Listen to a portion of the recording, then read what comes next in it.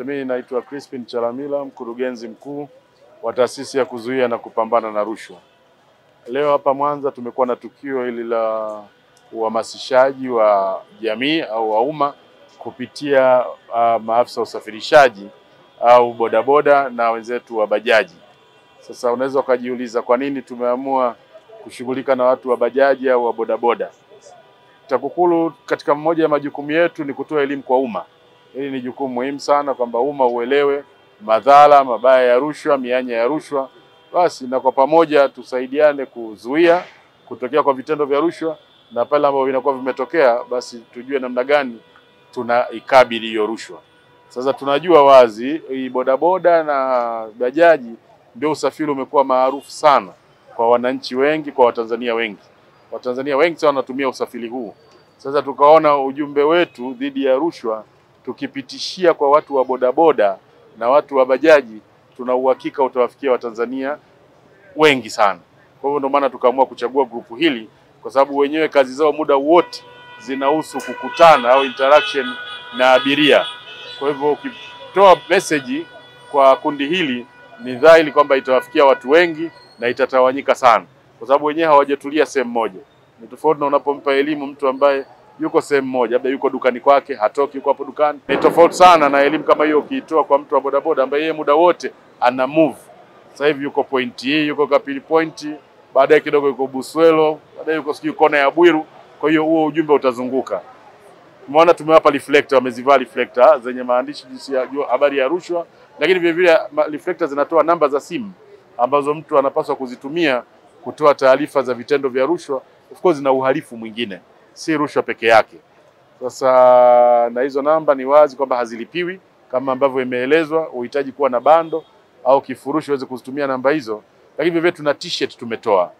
Hizo stickers zimebandikwa kwenye bajaji. Kwa hiyo tunaamini kwa njia hiyo ujumbe utafika kwa haraka na kwa wananchi wengi kadri iwezekanavyo. Naitwa Margaret Longino John, ni afisa tawala wilaya Nyamagana. Lakini kwa hivi leo hapa nimekuja kumwakilisha Mheshimiwa DC, kwa maana Mheshimiwa Amina Makilagi, mkuu wa wilaya Nyamagana. Yeye imempasa kuwa kuna majukumu mengine na mimi imenipasa kuwepo hapa kwa ajili ya kumwakilisha.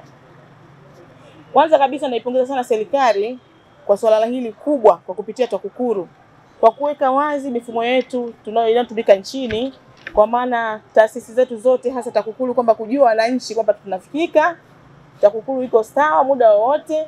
Lakini pia wadau wetu wa usafirishaji watutusaidia sana, maana wanabeba wananchi. Kisikia mwananchi ana tatizo lolote, maana yake utamuelekeza, si ndivyo? Kwamba TAKUKURU piga namba 113 ni free, hata kama una bando utapiga utapata huduma kutoka kwa TAKUKURU. Sisi tunaahidi kama ofisi ya mkuu wa wilaya Nyamagana tutaendelea kuhamasisha wananchi na kuwaeleza, maana ofisi yetu tunapokea watu wengi, kila siku tutahamasisha wananchi na tuko bega kwa bega, tunaunga mkono na tupo kwa ajili ya ushirikiano kwa jambo lolote wakati wote. Kwa majina naitwa Mohamed Idi, mwenyekiti wa waendesha pikipiki mkoa wa Mwanza.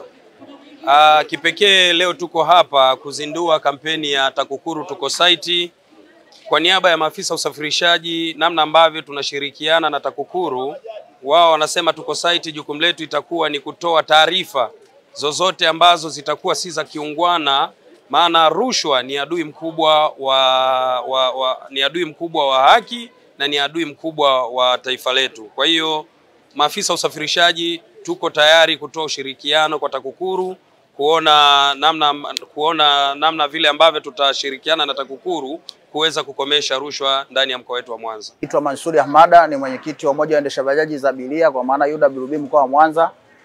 Kwanza tunashukuru TAKUKURU kwa namna ambavyo wamejitoa kutupatia elimu hii, ambayo elimu hii inatuwezesha kabisa kuweza kufahamu na kuwaelimisha madereva bajaji, lakini na wananchi wote kwa ujumla, ili kuweza kukataa vitendo vya rushwa ambavyo kabisa vinafifisha kabisa maendeleo ya nchi yetu. Kwa kimsingi tumepata elimu nzuri na imefika pia wakati ni mwema kabisa, wakati mzuri huu ambao tunatakiwa kuwaelimisha pia wananchi. Natoa wito kwa wananchi wetu wa mkoa wa Mwanza, lakini Tanzania pia kwa ujumla, tutoe taarifa ya vitendo vya rushwa, lakini tusikubali kutoa wala kupokea rushwa kwa sababu ni adui mkubwa sana.